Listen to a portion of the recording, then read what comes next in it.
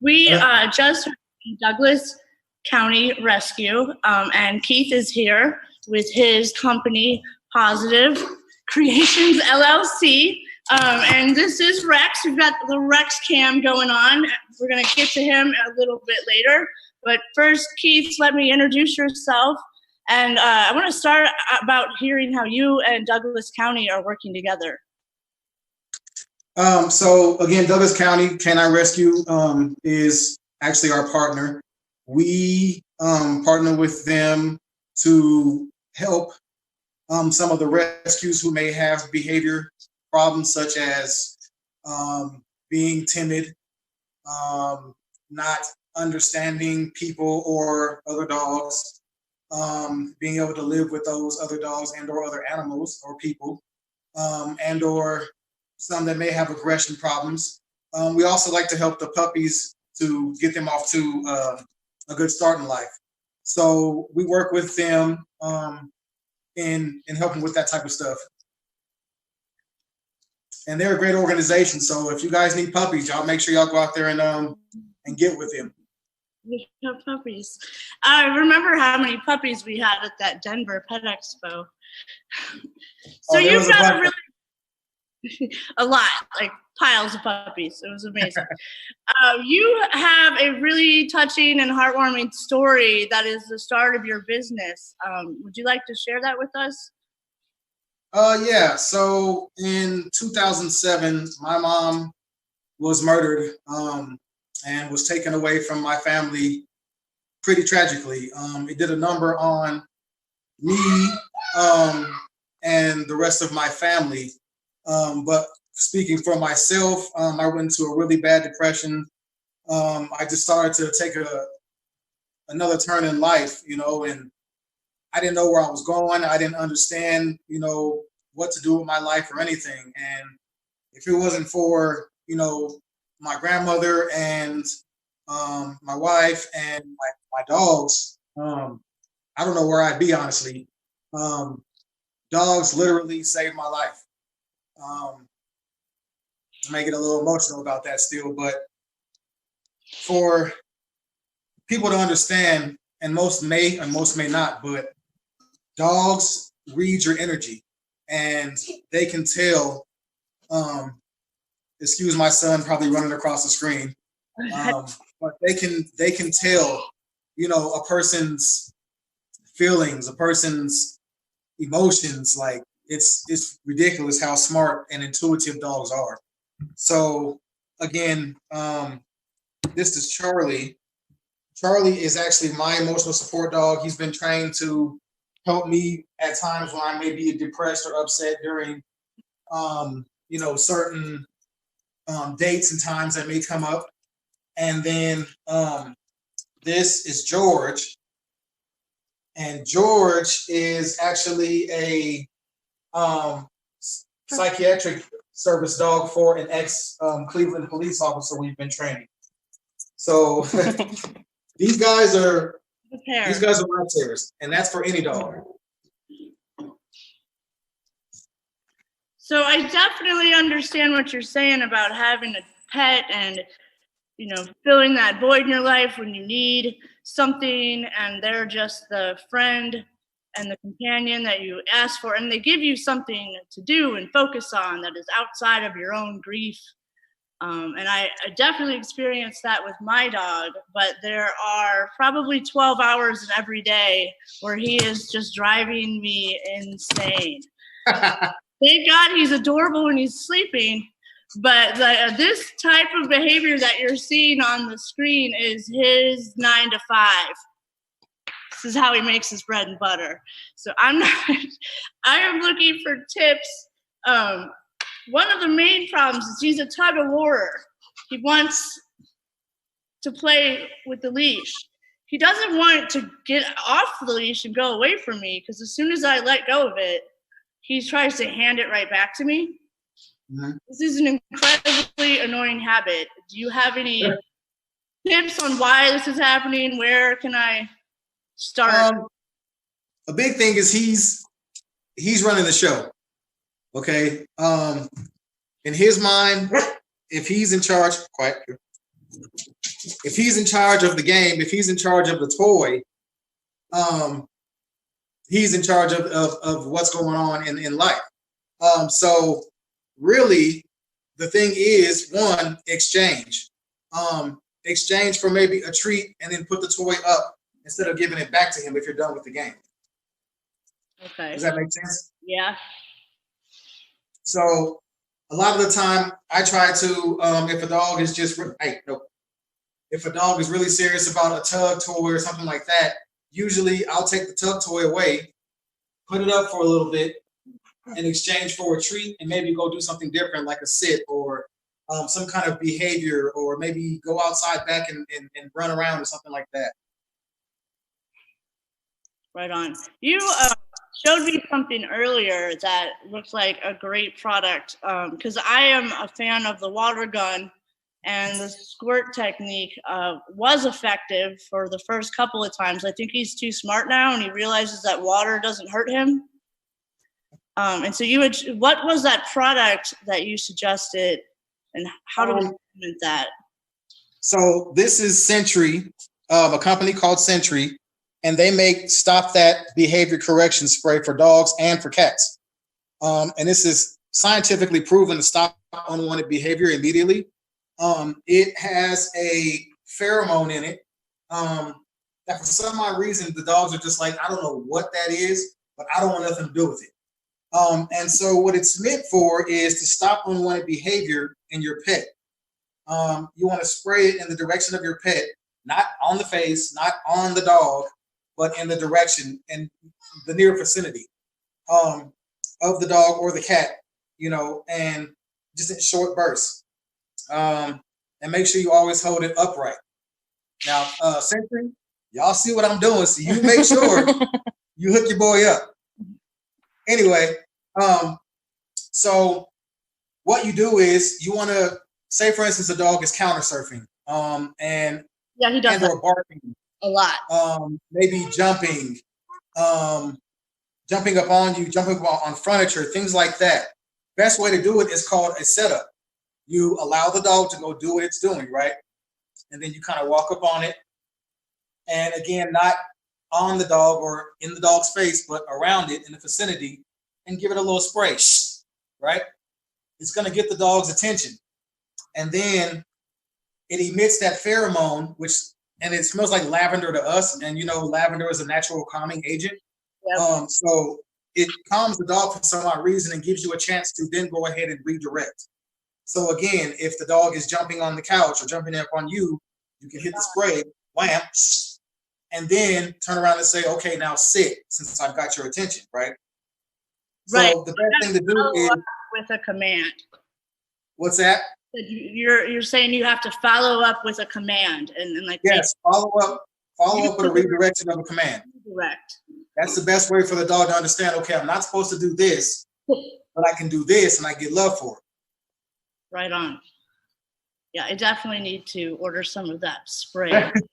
Yeah, with the sound alone, I live by it. I live by it. Oh, so the other thing that he is really into right now, and I'm hoping it's just a puppy phase, but when he wants something, his main way to communicate with me is by biting my sleeves and pulling my arms. Okay, so again, you're looking for that redirection first. You want to explain to the dog that this is not okay. Now, a way that we do that with puppies is, again, with the setup, you allow the dog to go ahead and start to pull on the sleeve or bite at your hand, right? I usually give a high-pitched yelp, like "ow!" Mm-hmm. For some odd reason, it catches the dog's attention, and it's like, okay, why are you making that sound? And then I'm able to redirect, again, with a command or whatnot of what you want the dog to be doing. Again, you really want to claim your space as far as things like that. So like sometimes I'll move towards the dog and stand straight up, move towards the dog, and the dog will maybe back up. Like, okay, why are you moving towards me and taking that space? Those are some of the things that I do with that in a positive way of doing it. Those are good tips. I definitely need to order that spray. Okay, what else do we have?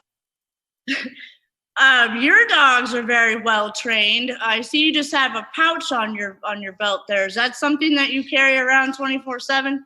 This is actually a treat pouch. It's made to hold your treats, you know, for the dog if you're treat training.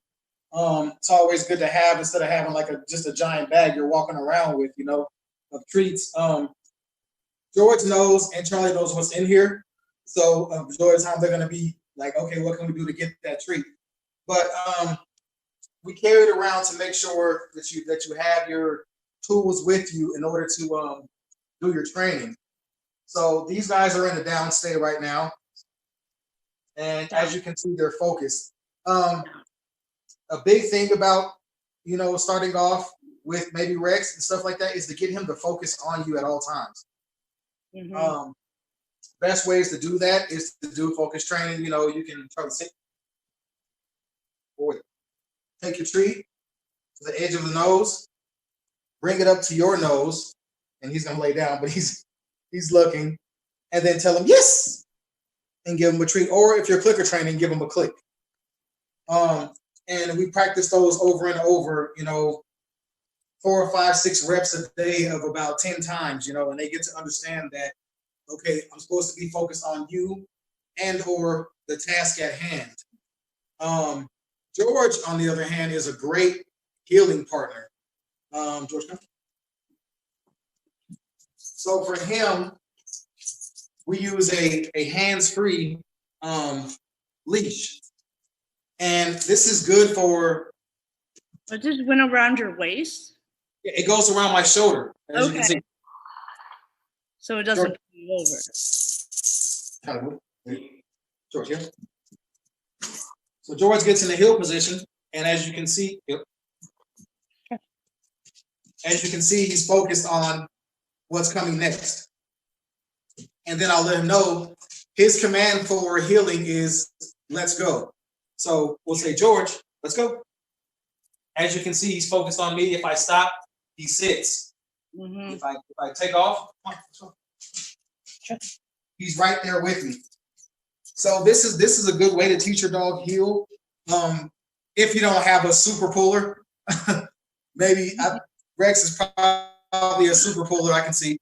But if you start him off, what's that? If I let go of the leash, he stays right there with me. Oh, awesome. Is that good? Is that a good sign? I feel like he's just playing, but he doesn't understand the game.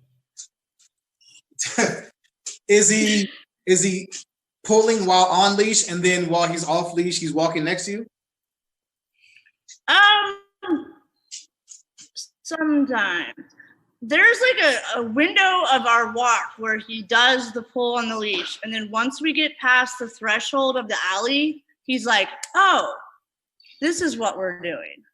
And he all of a sudden gets it. So I've really just been walking down the alley with him by my side instead of like ferociously fighting with him.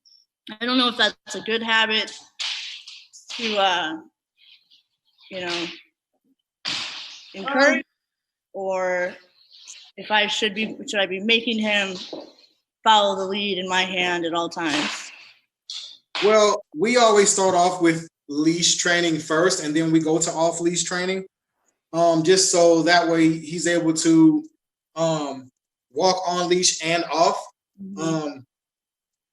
I can't really say if you're doing a bad thing or not. It's so depending on the dog, really, in my opinion.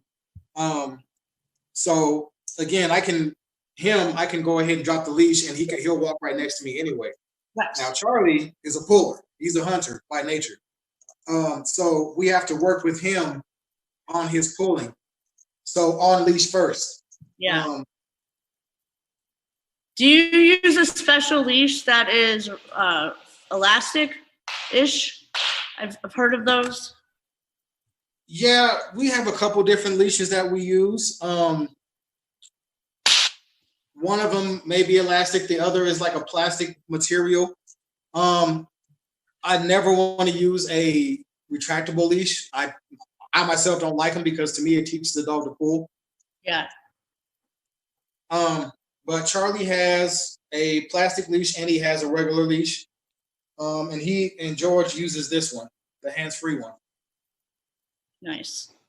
All right, well, we are pretty close to running out of time, but I do have one more thing I wanted to touch base on, because my friends are always telling me that I am not dominant enough with my dog, and I am wondering what tone of voice is interpreted by the dog best in order to establish that is it the voice or is it my stance? Like, how do I let him know? It's a lot of both. Tones of voice are very important in training a dog to understand what you want. A lot of people may go and say, Charlie, come, and it's Charlie, come, oh my God, Charlie, come, Charlie. And the dog is like, yeah, whatever you like. But if I'm like in a normal conversation tone, Charlie, come, right. This is what he's supposed to do. And then you give the high praise tone, which is yes, good boy, that's what I want, And then as far as the negative verbal marker, we use a no or an ot, and the majority of the time it's low and gruff. So it's like no or ot, and it gets the dog's attention. So yes, tones of voice are very important in your daily training life. And for dogs to understand what you want. And then as far as body posture, anything like this, a dog majority of the time is going to be like, yeah, whatever, you're playing, you want to jump, you want me to jump on you, you want to run and stuff. Also be careful with the certain dogs that you may have that may have certain issues. Standing over a dog like this can cause the dog to retreat back, and say, okay, well, why are you standing over me like that? So I try to stay, nice and tall with it, and give my command. And then after I'm done giving the command in the positive verbal marker, then I go ahead and yeah, good boy, and bend over, stuff like that. So does that make sense? It does make sense. We have a lot of work to do, but we do appreciate your tips. I know how to find you, so I might be asking you some questions in the future.